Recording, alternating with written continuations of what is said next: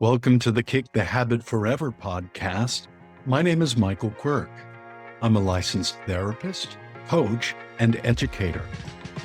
I've spent the last 25 years working with high-performing men, helping them to break free of the addictions, compulsion, bad habits, painful symptoms, and skills deficits that hold them back.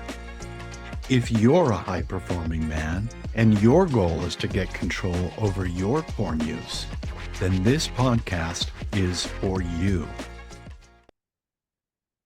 Welcome, everybody. Today, I want to share a story.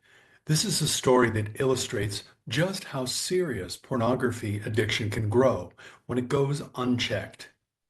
Now, before we launch into our story, I want you to know this is not about shame or judgment.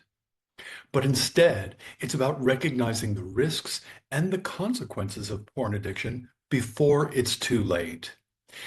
This is a cautionary tale about when pornography addiction crosses the line. Let me introduce to you a client that I worked with named Jamie. Jamie's not his real name. I've changed his name just in order to protect his privacy. Here's a little bit about Jamie. Jamie was a hardworking professional man. He was well respected in the field here in Silicon Valley. He worked in a technical design capacity at a company that is a household name. He had what most people would consider to be a great job. It provided him with a steady income, and he made more than enough cash to enjoy most of the finer things in life. And when he looked forward to his future, that looked even more promising to him. But Jamie also had a secret, and that secret was that he struggled with a growing addiction to pornography.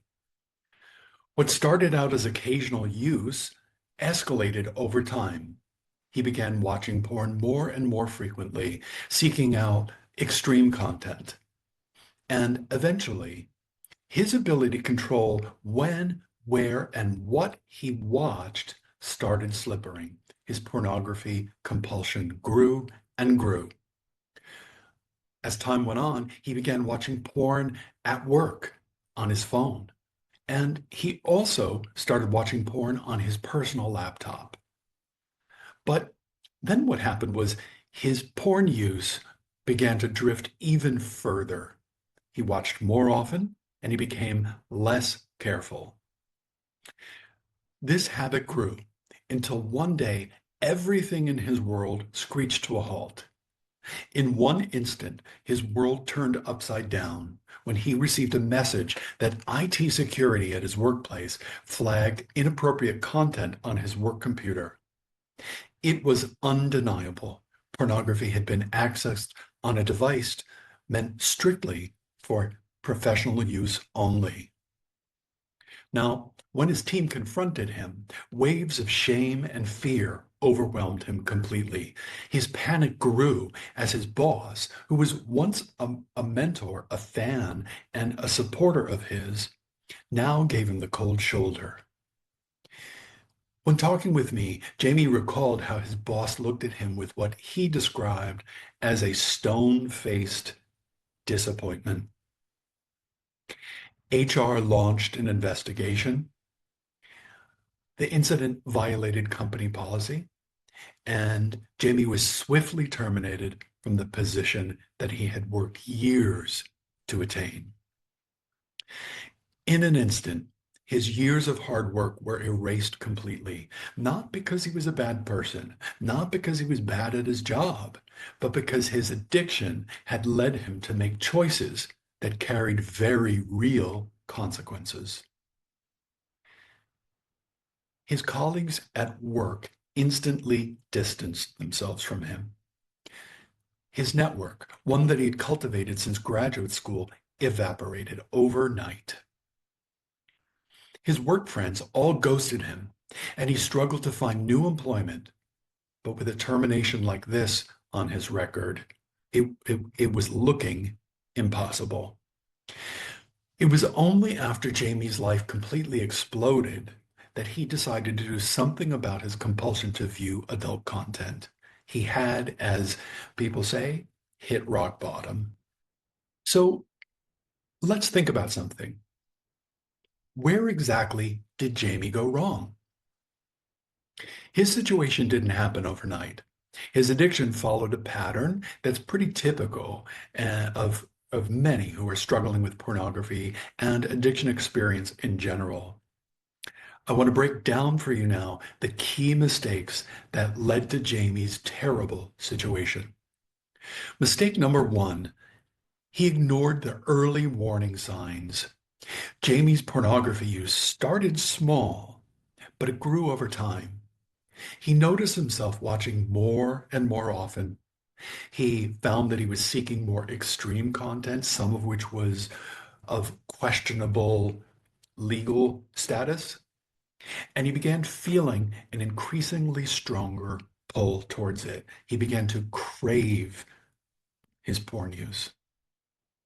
He also ignored the growing dependence that was showing itself to him, and instead, he worked to convince himself that this was really just a habit that he could stop anytime. And as many people who struggle with compulsions and addictions tell themselves, he told himself that he could always give it up tomorrow. Mistake number two was using porn as his coping mechanism instead of addressing his mental and emotional well-being head on. Instead of dealing with his stress, facing his loneliness and his frustration in healthy ways, Jamie increasingly turned to pornography. His world shrank. Every day it grew smaller and smaller as porn became his main method of escape. It was a way to numb uncomfortable emotions rather than addressing them. This deepened his reliance on porn, and over time, it made quitting porn even harder for him. Mistake number three was that Jamie took increasing risks over time. Just like many addictions, Jamie's compulsion escalated. It didn't just stay where it was, it got worse over time. He started taking risks that he really never would have before. He was watching in inappropriate places, for example, at work or in his car while he was waiting to meet up with friends. He told himself that he was going to be careful. But what happens is addiction impairs our judgment. And it leads us to cross lines that perhaps we once thought were unthinkable. And that is exactly what happened with Jamie. Mistake number four for Jamie was believing that he had his addiction under control. He convinced himself that he could stop whenever he wanted. He thought he was making rational choices. But in reality, his addiction was making the choices for him. So he didn't seek help. He didn't set boundaries with himself. He didn't deal with some relationship issues in his life that he had swept under the carpet. And he didn't fully acknowledge the extent of his problem. This was a habit that was running on autopilot almost entirely. Mistake number five that Jamie made was he let secrecy and shame keep him stuck. See, from time to time, he would recognize that his porn use felt compulsive. He felt out of control with it, but then he would ignore it. He would stick his head back in the sand. He never talked to anybody about his struggles. He let the shame of his addiction keep him silent. He let it prevent him from seeking help. Now, if Jamie had reached out earlier, whether it be to a counselor, a support group, or a good trusted friend who wouldn't collude with his use, then he might have been able to regain control before it cost him so much. So what's the takeaway that I'm hoping you will get from today's video? I want you to learn from Jamie's mistakes. I hope that you don't have to go anywhere near the types of problems. I hope you don't have to deal with the mess that Jamie had to deal with. I hope it's easier for you. Jamie's story is a real life warning. Pornography addiction does not just stay behind closed doors. It doesn't stay contained like that for many people. What happens instead is that it spills over into their relationship, into their personal lives, and even sometimes into their work lives. It damages their relationships and it damages their future, as it did with Jamie. The key lesson here that I want you to learn is that addiction thrives in secrecy. It thrives in darkness, denial. And what happens is when conditions like that are present, addiction escalates. If you recognize any of Jamie's mistakes in yourself, now is the time for you to make a change. You don't have to wait until things fall apart to take action. You can seek help. You can set boundaries with yourself and your habits. You can find the accountability that will support your recovery.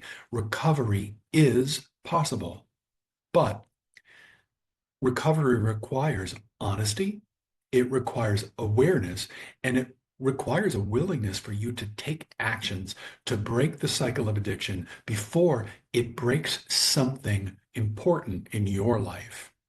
Thanks for listening today.